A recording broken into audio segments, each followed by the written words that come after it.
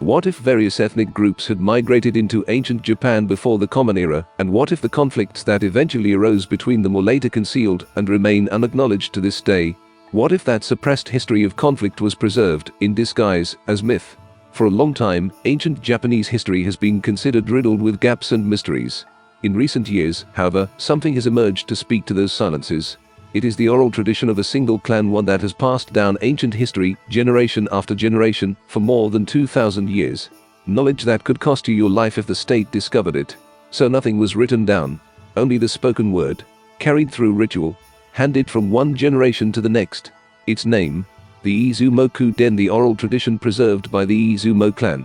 This tradition filled in the blank periods that written records and archaeology could not account for piece by piece, like a puzzle assembled from silence. What came into view was a new way of reading history. That Japanese myth is not mere fantasy, but a preserved memory of the clan conflicts and clan integrations of ancient Japan, elevated into the language of the gods. And more than memory, it was a strategy, a means of forging a single nation from a fractured past.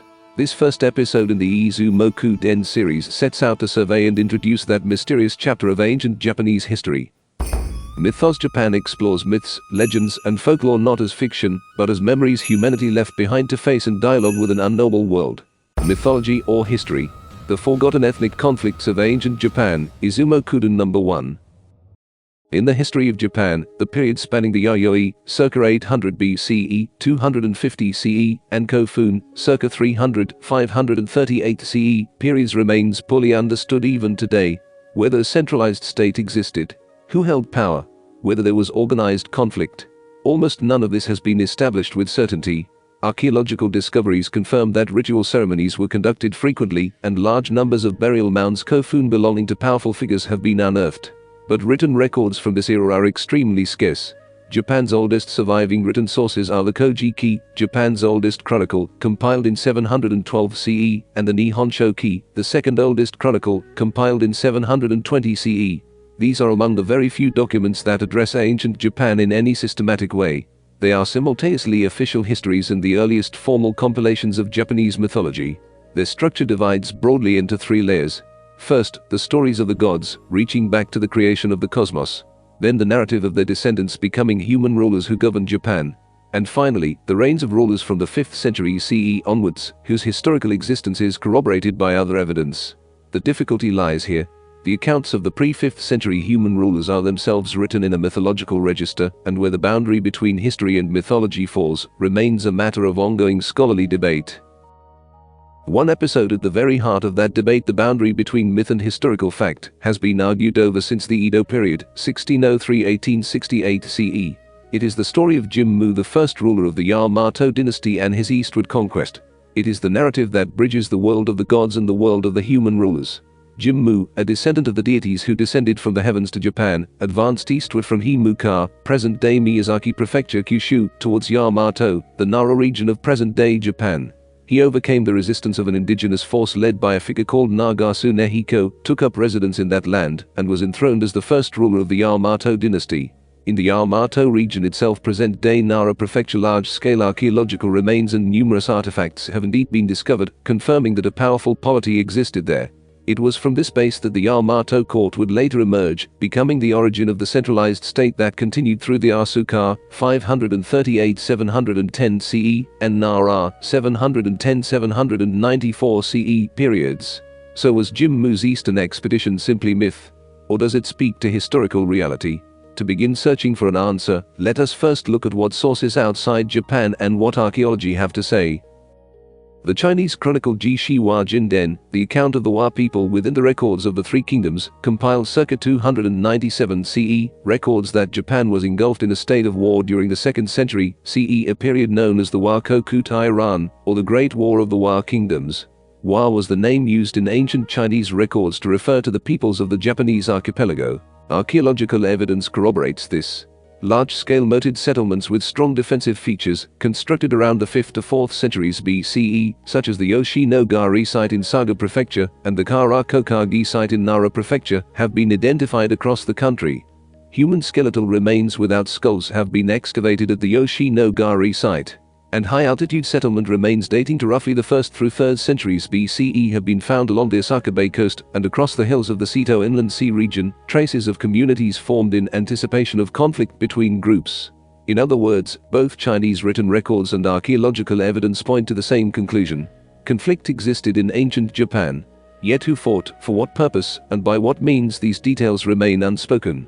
In current school curricula, only these fragmentary records and archaeological facts are taught, leaving many mysteries unexplained. Does this mean nothing can truly be known?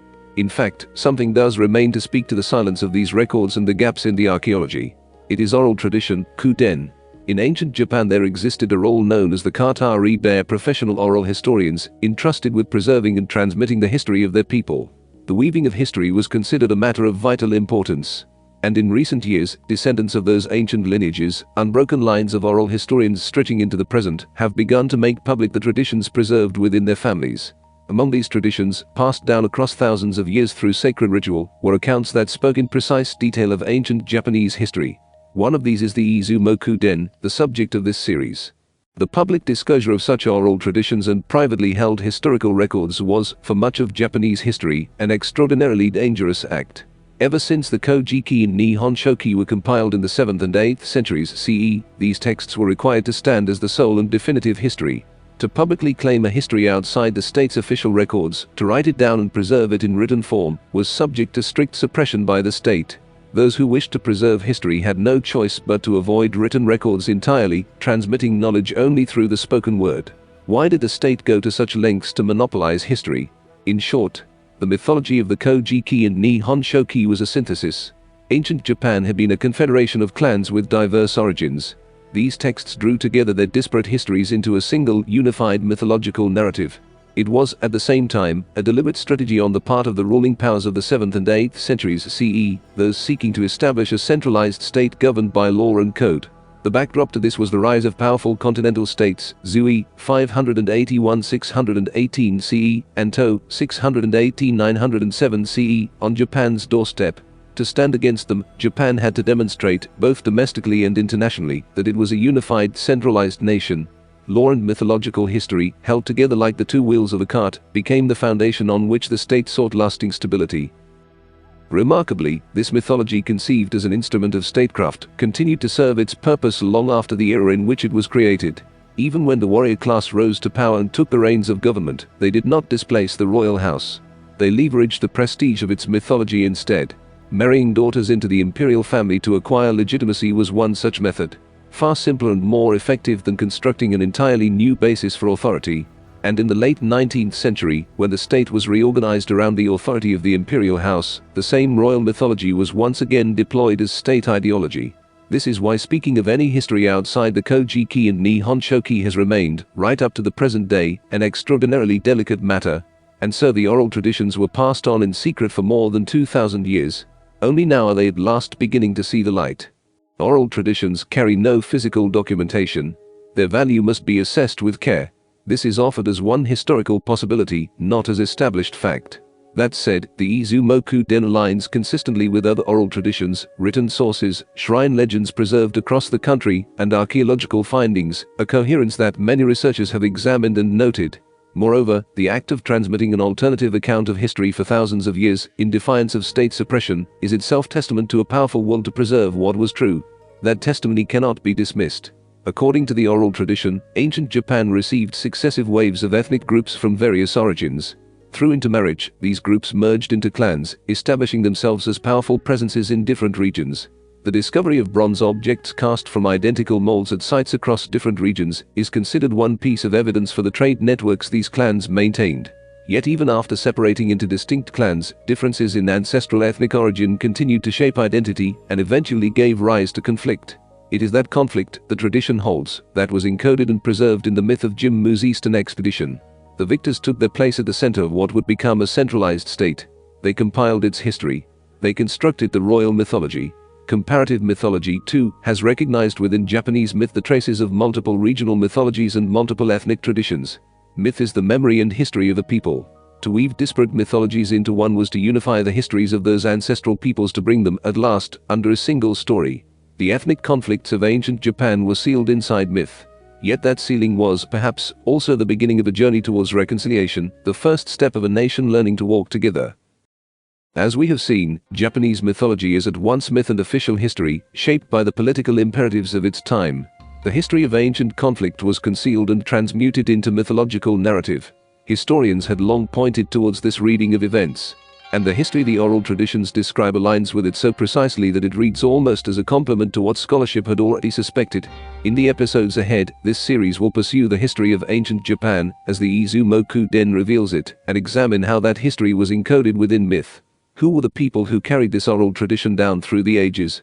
Among the most striking of the traditions yet to be told is the claim that one of the roots of the Japanese people traces back to ancient India.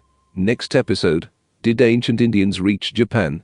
The memory of a lost kingdom in Japanese myth, Izumo Kuden number 2.